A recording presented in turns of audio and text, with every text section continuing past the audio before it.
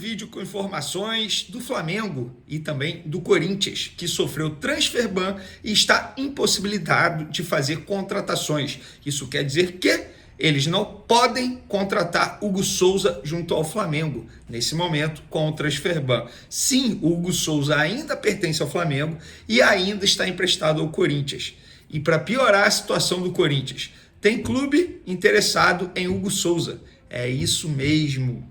Teve gente ligando para o Flamengo, demonstrando interesse na contratação de Hugo Souza e já a gente vai contar que clube é esse. Tem também Flamengo divulgando os valores exatos das contratações dos jogadores que chegaram nessa última janela de transferência. Olha, o valor do Carlos Alcaraz me chamou muita atenção. A gente vai contar todos os detalhes e tem também a atualização sobre Gerson. Ontem muita gente ficou preocupada com a imagem do Gerson após o fim do jogo contra o Internacional. Ele botando a mão na coxa, levantando a perna. Enfim, muita gente ficou preocupada e a gente vai dizer aqui se ele preocupa ou não para domingo, para o primeiro jogo da final da Copa do Brasil contra o Atlético Mineiro. Agora vamos para as informações, porque é isso que vocês querem saber. Galera, antes de mais nada, quem sou eu para dizer como o torcedor deve ou não se comportar? Mas eu penso o seguinte, muita gente criticando o Everton Araújo, que errou no lance do gol do Internacional ontem, aos 43 minutos, que acabou gerando o gol de empate do Inter, e com isso o Flamengo não conseguindo a vitória que estava muito bem encaminhada. Eu não acho que esse jogador ele tem que ser vaiado pela torcida. Isso aconteceu com o Lohan recentemente, um jogador que estava bem, fez umas partidas abaixo daquilo que ele pode apresentar, e aí foi vaiado no Maracanã. Gente, o Everton Araújo estava fazendo uma partidaça. Infelizmente errou. Tudo bem, é o segundo erro dele aí que chama a atenção no time profissional do Flamengo. Naquele jogo contra o Vasco ele errou em não fazer a falta. Acho que ali não foi um erro, mas foi falta de experiência, digamos assim.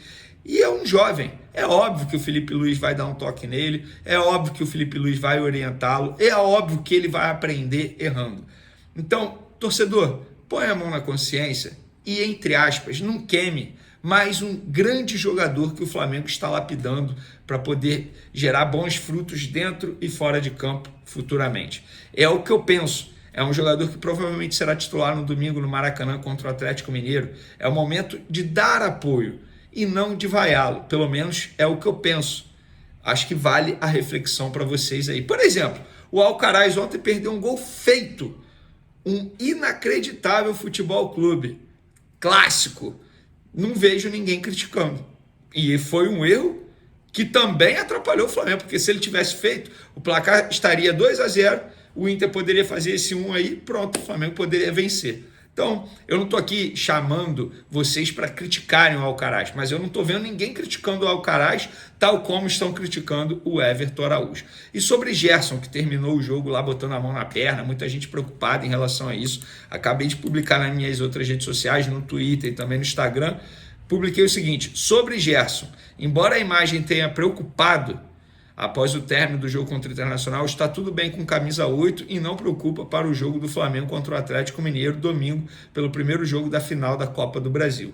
Então fica aí a informação, uma atualização. Na verdade eu estou falando isso porque tem muita gente me perguntando, me mandando mensagem sobre a situação do Gerson e eu estou aqui explicando para vocês.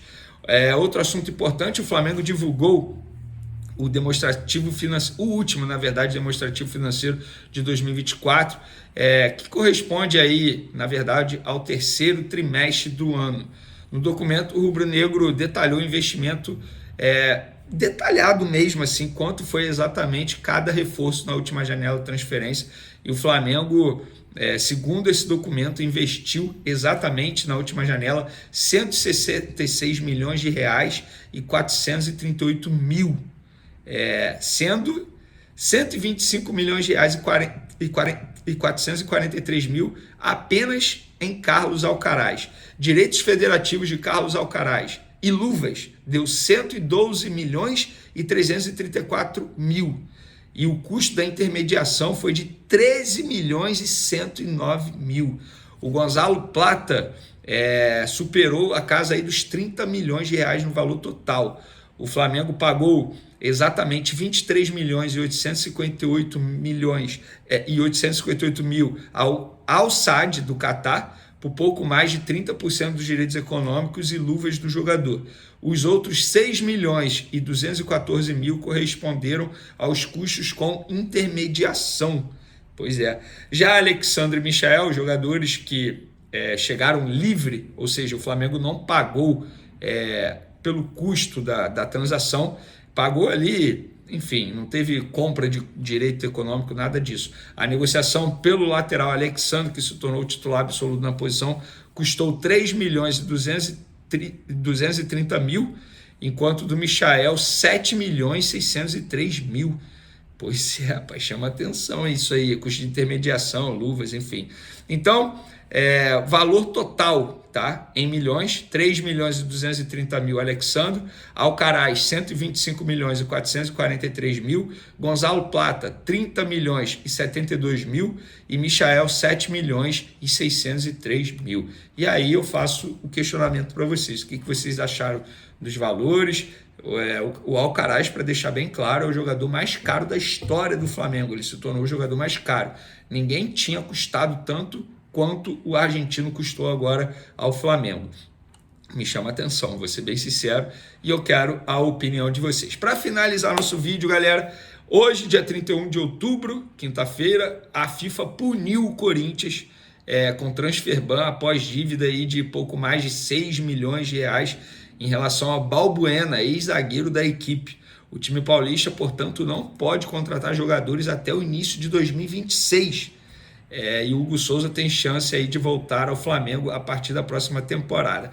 Para quem não sabe, o Hugo Souza está emprestado ao Corinthians até o fim desse ano e o Corinthians pode exercer a opção de compra dele no valor de 800 mil euros até o dia 30 de novembro. Com isso, 30 dias. E o Corinthians está enrolando já um tempão. Já poderia ter feito a aquisição do Hugo Souza de maneira à vista, tendo em vista que 800 mil euros, para quem não sabe, é um valor irrisório no futebol. 800 mil euros, qualquer clube, entre aspas, grande, tal como é o Corinthians, embora esteja devendo muita gente, mas 800 mil euros é um valor pequeno para um clube comprar um jogador do nível do Hugo Souza à vista. Ou seja, o Flamengo havia facilitado e muito a vida do Corinthians, mas o Corinthians ficou enrolando, não efetuou a compra. E com isso está impossibilitado de efetuar a compra agora do Hugo Souza. O Hugo Souza continua emprestado. E nos últimos dias teve gente entrando em contato com o Flamengo, demonstrando interesse em Hugo Souza.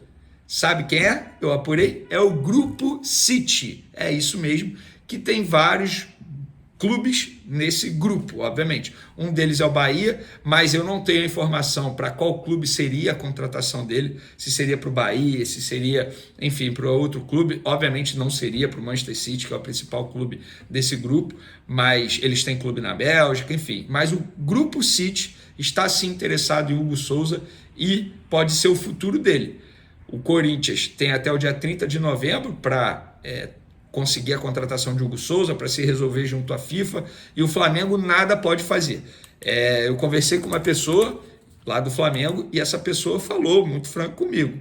Beleza, a gente tem que esperar o Corinthians. Querendo ou não, o Corinthians tem até o dia 30 de novembro. E por isso ninguém pode, entre aspas, fazer uma proposta agora.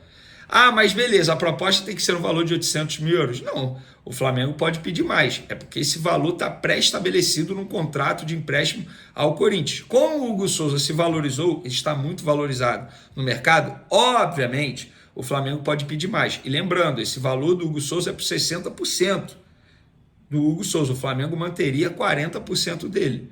Então, é claro que o Flamengo vai pedir um valor maior caso negocie o Hugo Souza com outro clube. Mas antes, tem que esperar até o dia 30 de novembro, que é quando acaba o valor, a opção de compra do Corinthians para comprar Hugo Souza. Mas Grupo City seria uma boa para o Flamengo vender o Hugo Souza? Quero a opinião de vocês. Valeu, galera! O Atlético Mineiro está com foco total na final da Copa do Brasil contra o Flamengo e já iniciou uma preparação especial para a grande decisão. Em um esforço para garantir o melhor campo de jogo possível, o Galo começou a trocar o gramado da Arena MRV. visando as condições ideais para a partida que ocorrerá no dia 10 de novembro, em Belo Horizonte. Segundo informações do clube, a remoção do gramado atual, que será substituído por uma nova grama ready-to-play com base de areia, estará concluída nesta quinta-feira. Esse tipo de gramado permite melhor drenagem, o que será essencial para evitar qualquer risco de poças em caso de chuva, garantindo um jogo mais fluido e dinâmico para ambos os times. O diretor do Atlético comentou sobre a importância dessa troca de gramado, especialmente após as queixas de jogadores do próprio Galo sobre a condição anterior, que dificultava a circulação da bola e comprometia o desempenho da equipe. Para corrigir isso, o clube adotou uma logística minuciosa. O novo gramado está sendo transportado em caminhões refrigerados desde a fazenda onde foi cultivado até a Arena MRV. Assim, o plantio será realizado em 3 dias de trabalho intenso. Logo após a instalação, um rolo compactador será utilizado para nivelar e garantir que o gramado esteja perfeito.